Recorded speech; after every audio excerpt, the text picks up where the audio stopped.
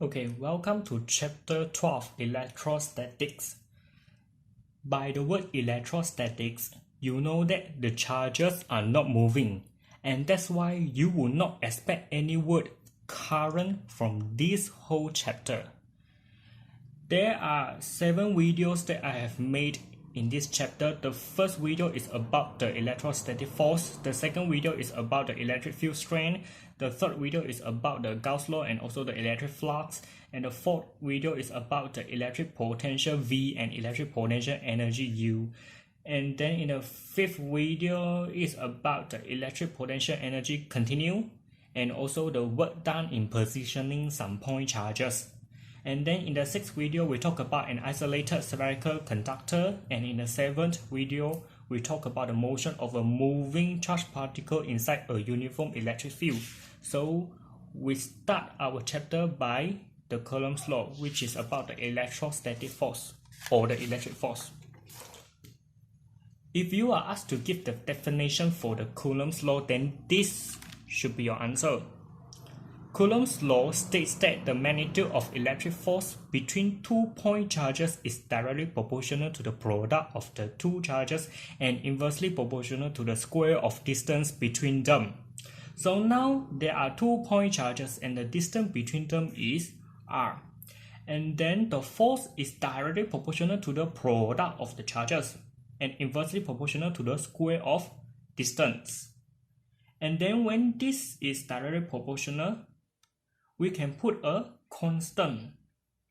And then what's the constant? The constant is 1 over 4 pi epsilon naught. We only use epsilon naught when the charges are in vacuum. I will talk about what happens if they are not in vacuum after this. And then when you are asked to give the definition of the Coulomb's law and then you want to demonstrate this, you really have to label them. That means that you have to state what do you mean by F. F is what? F is the electric force acts on any one of the point charges. And then epsilon naught is the permittivity of vacuum or free space. And then we talk about permittivity when it comes to electric force. We talk about permeability when it comes to magnetic force. And then the value of the epsilon naught is equal to 8.85 times 10 power negative 12. If you want to find out the unit of the epsilon naught, then you just use this equation. The unit for the epsilon naught is equal to Coulomb square divided by Newton divided by meter square. Okay? And then you notice that I underline the word point because Coulomb's law is only valid for point charges. What do we mean by point charges? When the size of the charge is negligibly small compared to the distance between charges, then we call it is point charges. That means that you look at this diagram. If I want to label the radius of the individual point charges, actually I cannot draw them on this diagram because they are really too small for me to draw. So when this happens, you say that the distance between the charges is much larger than the size of the individual charge, and therefore they are called point charges, and therefore Coulomb's law is applicable. However, look at this diagram. You see the charge Q1 is so big, and then the charge Q2 is also huge.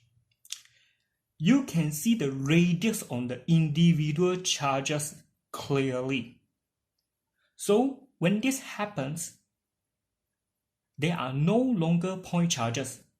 We call it volumes of charges. And therefore, since they are not point charges anymore, you do not apply the Coulomb's law anymore. Of course, you can apply, but with a very, very huge percentage error. So, in the definition, I'm sure that if you leave out the word point, that means that you straight away say 2 charges. I'm sure that you won't be able to get full marks in the examination. The word point is so important. Okay. just now we talked about charges in vacuum. What if they are not in vacuum? We introduce you to a constant which is relative permittivity, epsilon r. Epsilon r is the ratio of the permittivity of medium and permittivity of free space. The unit of the permittivity of free space is this. The unit for permittivity of medium is this. When it is a ratio, epsilon r has no unit. And then we say that in a vacuum, the value of epsilon r is equal to 1, so that the epsilon equal to epsilon r times epsilon naught equal to epsilon naught. So in the free space, which is in a vacuum, you use this formula. But in any medium, you just simply change the epsilon naught into epsilon, where the epsilon equal to epsilon r times the epsilon naught. Okay, a proton and an electron have an equal charge, but of opposite signs. That means that the magnitude of charge of an electron is the same as the magnitude of charge of a proton, but this is positive charge and this is negative charge. And then a proton is much more massive than an electron. That means that a proton is almost 1,800 times massive than an electron. An electron is very light compared to the proton. When you put two protons together, positive times positive equal to positive. That means that the force has a positive value. So you know that light charges will repulse each other. And then when you put two electrons together, negative times negative equal to positive. That means that the force still has a positive value. Therefore, you know that light charges repulse each other. So you know that between the light charges, there is a repulsive electric force. But between the unlike charges, the force has a negative value. And therefore, we say that there is an attractive electric force between the unlike charges. For all the cases above, the two forces are equal in magnitude but opposite in direction. That means that the direction of this is opposite of this direction. The direction of this is opposite to the direction of this. The direction of this is opposite to the direction of this. And you notice that I actually make sure the arrow are of equal length. That means that I want to show that the magnitude of them are equal. You cannot simply draw this arrow to be super long and then you draw this arrow to be very short, which is not correct. So, the forces obey the Newton's third law of motion. Do you still remember what is the Newton's third law of motion? Newton's third law of motion is about this. Every action has a reaction which is of the same magnitude but of opposite in direction. This is a recap of what you have learned in semester 1. Okay, so you know that the electrostatic force will have both action and a reaction. And then when the action acts on one body, the reaction acts on another body. And then the forces are of equal type. That means that this is an electric force and this is also an electric force. You simply cannot say that this is an electric force and this is a gravitational force, which is not true. Okay.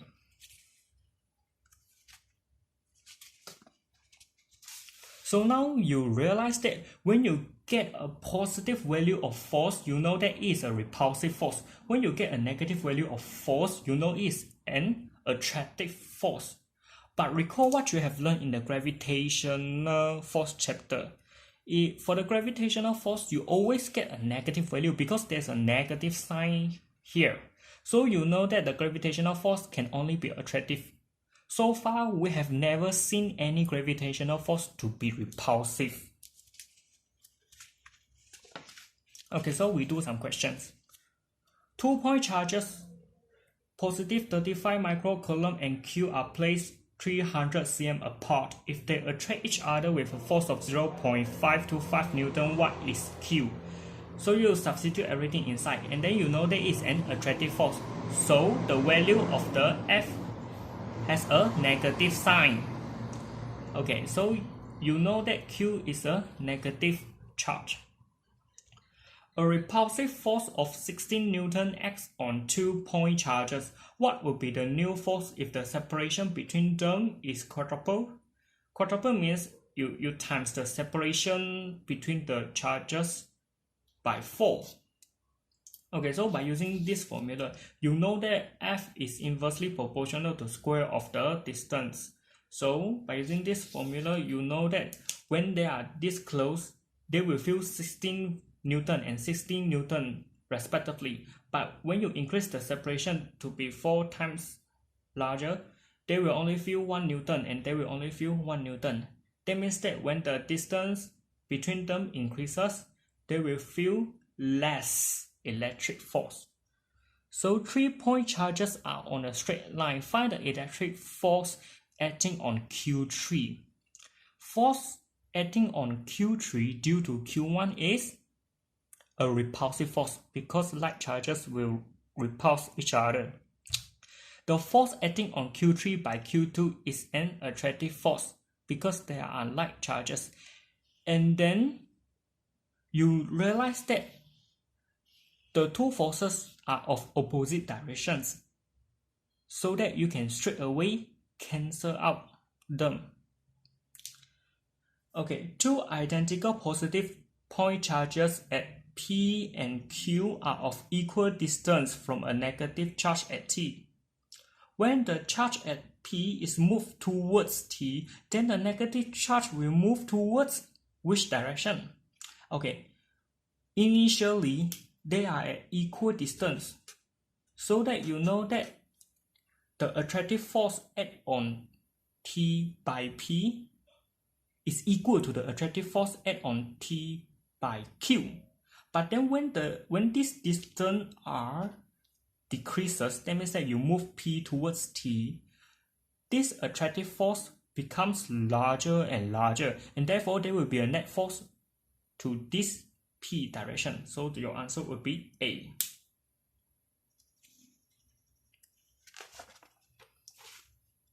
A dust particle of mass 2 times 10 power of negative 18 kg has a charge of negative 1.6 times 10 power negative 19 coulomb, is in a uniform downward electric field and a uniform gravitational field strength. Find the resultant force. Okay, the gravitational force is mg, which is acting downwards. And then you know that the electric field is acting downward. I will tell you that the electric field points to the lower electric potential from the higher electric potential region in the next video.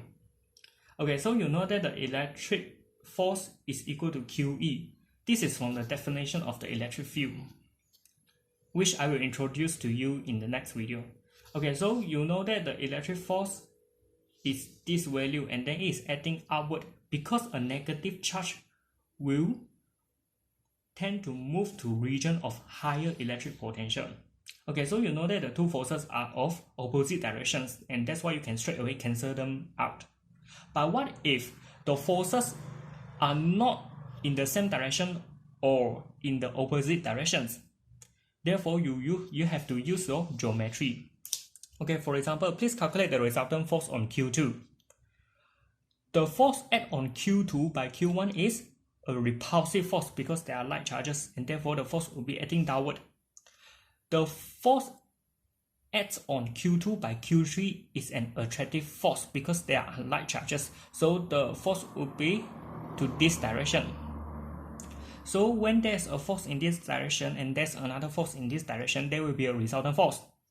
So you find both the forces and then you use a powerful geometry solution to solve for the resultant force. And then because the force is a vector quantity, that means that the force has a direction. Therefore, you have to draw the diagram and then you specify one angle and then you tell me what is the value of that angle. When you are drawing a diagram and then you tell me the value of the angle, then only I know the direction of the force.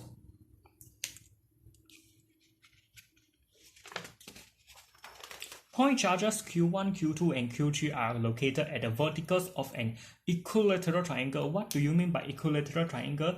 That means that they are of equal length and then all the verticals have 60 degrees. Okay, so Q1 is this, Q2 is this, and then Q3 is this. Find the electrostatic force on Q2. Okay, the force acting on Q2 due to Q1 is an attractive force. So there will be a force acting here, okay? And then the force acts on Q2 by Q3 is also an attractive force. So there will be a force acting here, which is here. So by using the formula, you find out the value of both forces. And then you know that the angle between them is 60 degrees because they are on the verticals of an equilateral triangle. So, by using these two, you can find the net horizontal force and also the net vertical force. The net horizontal force is equal to this force plus this force cos 60 degrees. And then the net vertical force is this force sin 60 degrees only. This force is not contributing to the vertical force at all. Okay, so after finding the net horizontal and vertical forces respectively, then you can find the resultant force. And then when force is a vector quantity, please draw a diagram and then you specify an angle. And then you find out the value of the angle so that I know that the direction of the net force. Three charged particles in the air are located at the corners of an equilateral triangle. The distance between particles is 1 cm. So from here to here is 1 cm, from here to here is 1 cm, from here to here is also 1 cm. Please find the magnitude and direction of the net force on Q1. Okay, the force acting on Q1 by Q2 is a repulsive force. So there is a force acting this direction. The force acts on Q1 by Q3 is also a repulsive force, so the force will be in this direction. And then when there are two forces, you can draw a parallelogram, and then this is your net force. So you know that the net force is vertically upwards. Okay, so you find out the magnitude of both forces, then the net force is equal to this force cos 30 degrees plus this force cos 30 degrees. Okay. Calculate the percentage of electrostatic force reduced when the air is replaced by the water with a relative permittivity of 80 degrees. Relative permittivity is epsilon r. Okay. So you just substitute every term with the epsilon naught with epsilon, where the epsilon is epsilon r times epsilon naught. Okay, so you just simply add the er beside the e naught. That's all. And then you repeat all the steps just now so that you can find the new resultant force in the water. And then you realize that just now in the vacuum, the electric force has a very big magnitude. And then now in the water, the force has a very small magnitude. So you know that the electric force will have a biggest value in vacuum.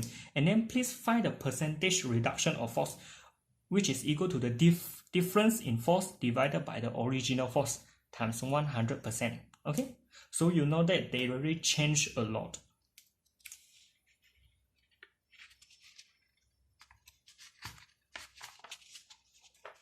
Two-point charges negative q and negative 2q repulse each other with a force of magnitude f0. Extra charges of negative q are then added to each of the point charge, and the distance of separation between the charges is doubled.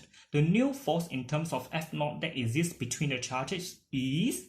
Okay, so initially you find the value of the f0, which is equal to negative q times negative 2q over 4 pi epsilon 0 distance square. and then they tell you that the distance of separation is double. So just now you use r, right now you use 2r. So you know that 2-point charges are aided by an extra charge negative q respectively. So just now is negative q, now is negative q minus q. Just now is negative 2q, now is negative 2q minus q. So you know that the new force is like this. And then you try your best to find the expression for the F0 just now.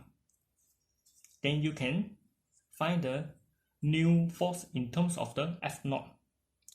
2-point charges attract each other with force F. If one of the charges is triple and the separation between the charges is reduced to 1/4 of its original distance, the new force is, originally the force is like this. And then he said that one of the charges is triple. That means that you can say 3q1 times q2 or q1 times 3q2, which is both correct. And then it states that the distance is reduced to 1/4. That means that just now is r, right now is r over 4. Okay, then you also do the same procedure, and then you can also express the new force in terms of F. Okay, 2-point charges of equal mass m and charge q are suspended at a common point. The common point is here. This is the common point. By 2 threads of negligible mass and length L. That means that the length from here to here is L. The length from here to here is also L. Show that at equilibrium, the inclination angle alpha of each thread to the vertical is, okay, this one. And then if the alpha is very small, show that this formula is valid. Okay, so when you are drawing this diagram, you know that the gravitational force will surely act downward. And then these are light charges, so they will repulse each other. Okay, so now when there's a string, there must be a tension force, T. So when you look at this diagram in the horizontal axis, you know that the repulsive force is equal to the q squared divided by 4.0 r squared, where the r is the distance between the point charges. So r equal to this distance, and what is this distance? L sine alpha plus another L sine alpha. So you know that r equal to 2L sine alpha, because this is L sine alpha. This is also L sine alpha. Okay, so this is the horizontal force. And then you want to resolve the tension to the horizontal force also. So you say T sine alpha.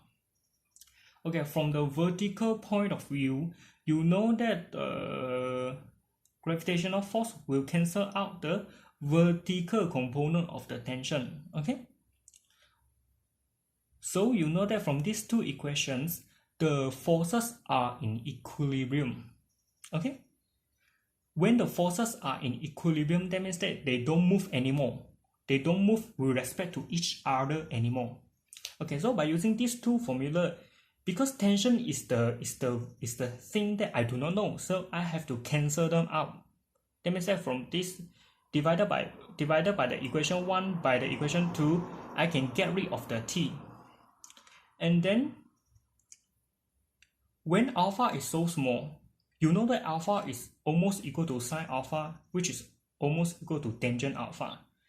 Then you know that sine squared alpha equal to alpha squared, tangent alpha equal to alpha. So you still can get the formula of this. I really need to remind you that this is only valid for sine and tangent only, because this is sine, this is tangent graph. When x is so small, we say that x is almost equal to sine x, and then x is almost equal to tangent x. But then this is the cosine graph. So when the x is very small, you say that the cos x is almost equal to 1. Okay, so this is only valid for sine and tangent. This is only for cosine. Okay, which is what you have used just now. Okay, that's all. In the next video, we will talk about the electric field strength E. Thank you.